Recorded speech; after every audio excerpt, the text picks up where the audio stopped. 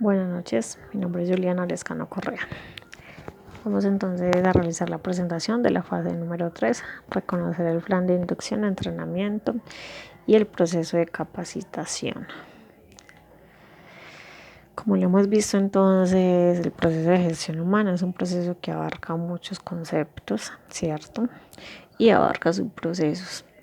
Al final lo que buscan es que se encuentre la persona idónea para el trabajo que se va a desarrollar, que cumpla con unas habilidades y conocimientos que ayuden a la empresa a lograr sus objetivos y al mismo tiempo que esa persona se sienta representada por la empresa, sienta que la empresa puede crecer, que tenga un desarrollo personal.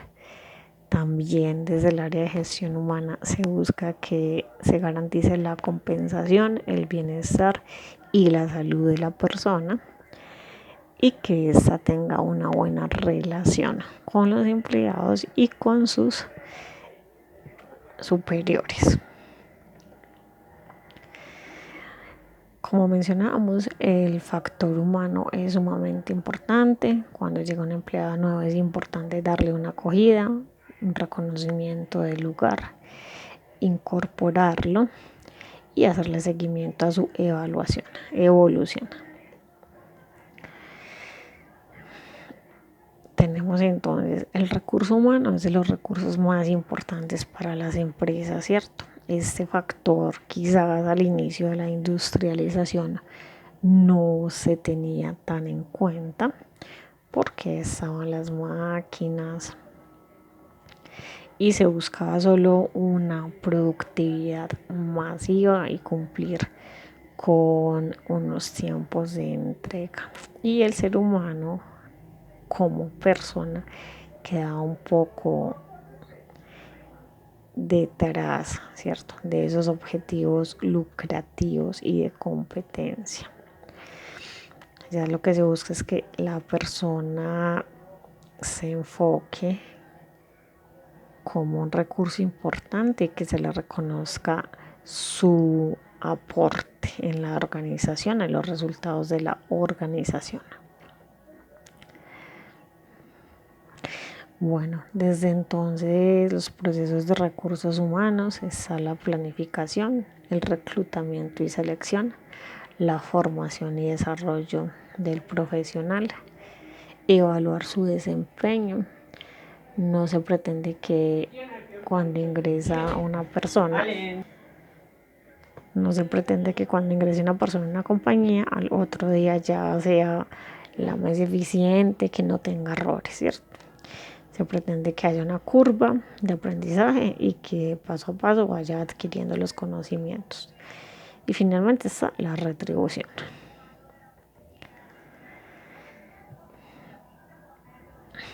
Como veíamos entonces, la persona entonces sigue siendo el epicentro, ¿cierto?, del proceso de gestión humana. Para llegar entonces al candidato idóneo, al personal idóneo para nuestra área, nuestro proceso. Entonces se hacen unas entrevistas, ¿cierto?, en las cuales se busca conocer a fondo las capacidades, el entorno de esta persona. Esas entrevistas no pueden irrespetar su religión ni generar discriminación, deben ser respetuosas, por eso deben aplicarse por una persona capacitada. Esa persona que entrevista debe conocer qué se busca especialmente en el cargo de trabajo, ¿cierto? Qué habilidades, conocimientos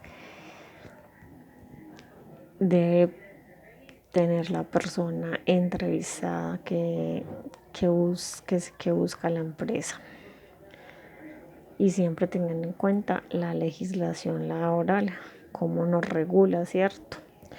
Porque siempre hay unas normas que se deben cumplir como empresa y como entrevistador.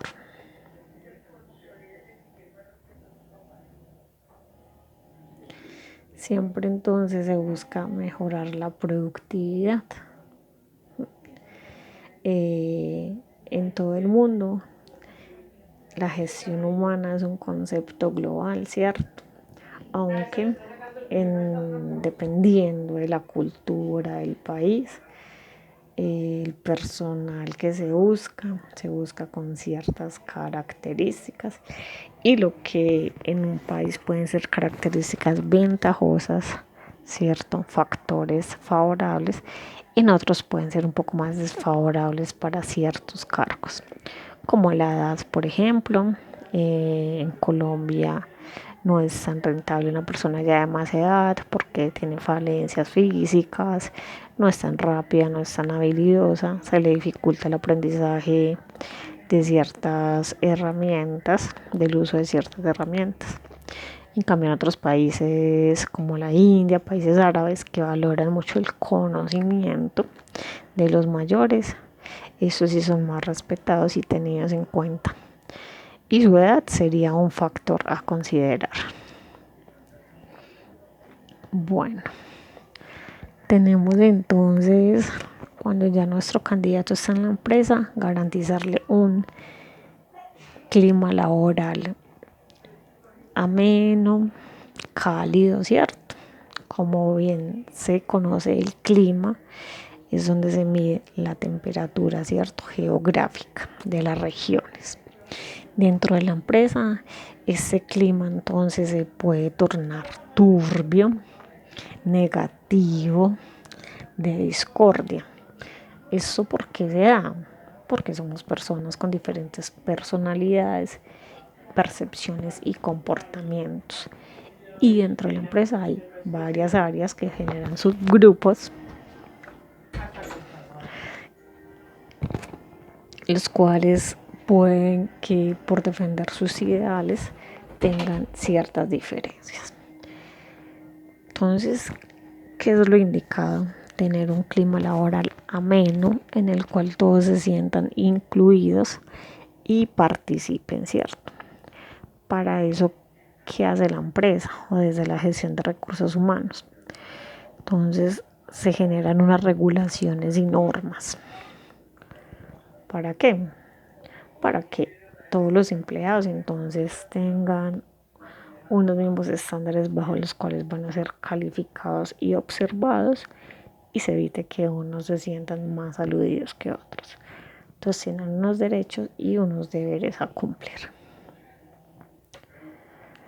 También que garantiza un buen clima laboral, que haya condiciones físicas y ambientales acordes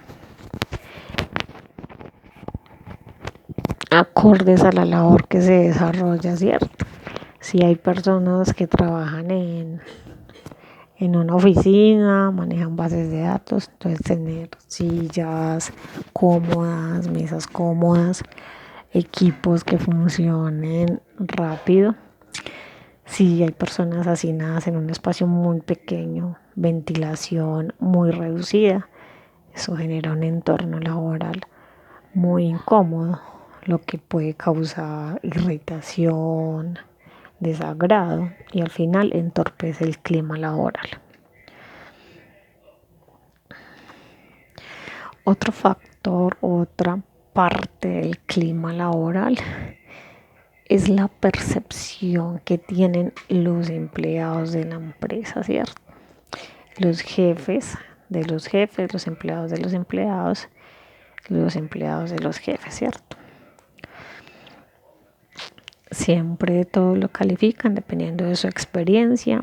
Si yo he tenido un buen paso por la empresa donde laboro, me pagan de manera puntual, me pagan lo que me merezco, lo establecido en el contrato, siempre voy a tener una percepción positiva de la empresa y es lo que voy a reflejar, y eso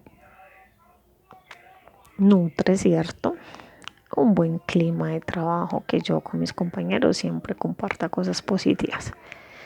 Por el contrario, puede haber personas que hayan tenido confrontaciones con su superior por una diferencia, haya tenido de pronto algún percance con su dinero, su salud, esta persona entonces ya va a tener una percepción no tan positiva y empieza a tener también una repercusión en nuestro clima laboral.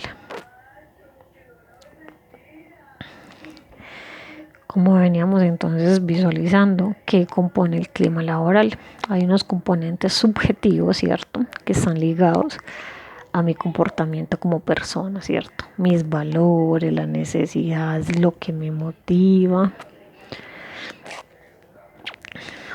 lo que me satisface, ¿cierto?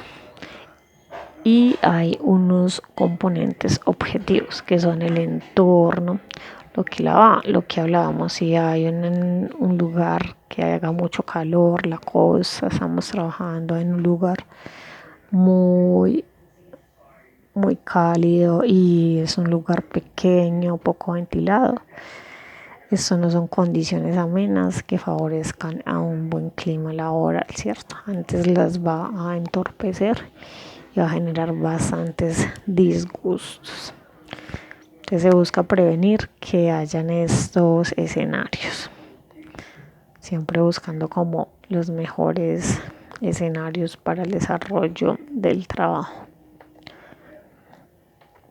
Finalmente entonces encontramos que hay diferentes tipos de clima laboral, depende del sistema, ¿cierto?, de la empresa. Hay empresas donde hay un sistema autorizatorio, entonces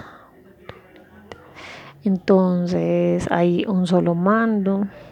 Eso de pronto hace que las personas se desprendan y no estén tan conectadas con la empresa, solo cumplan una función por el lucro y hace un clima laboral un poco pesado. El clima de Lidwin y Singer, donde hay una estructura, ¿cierto? Entonces es un poco más equitativo porque da la responsabilidad a varias personas, da la opción de que haya una relación, una cooperación. Y entonces conocemos que hay diferentes climas, que para que esos climas sean amenos debe haber una seguridad y prevención, una comunicación entre empleados, jefes. Hay una relación, si hay sindicatos, muchas empresas hay sindicatos, que haya una relación amena donde se compartan las diferencias y lo que quiere la empresa o los empleados lograr con ese sindicato, ¿cierto? Sin buscar atropellar la empresa, porque si atropellan la empresa, le exigen mucho, pues esa se va a quebrar y va a perjudicar a muchos empleados. Y si la empresa también es muy abusiva, pues eso genera una repercusión y puede tener repercusiones hasta legales. Finalmente, un clima que busque desarrollar la creatividad en los empleados, que esos puedan opinar, dar su punto de vista e indicar como su percepción de la empresa, los logros y cosas que les gustaría que cambiaran o mejoraran, ¿cierto? Para que su estadía allí fuera siempre la mejor.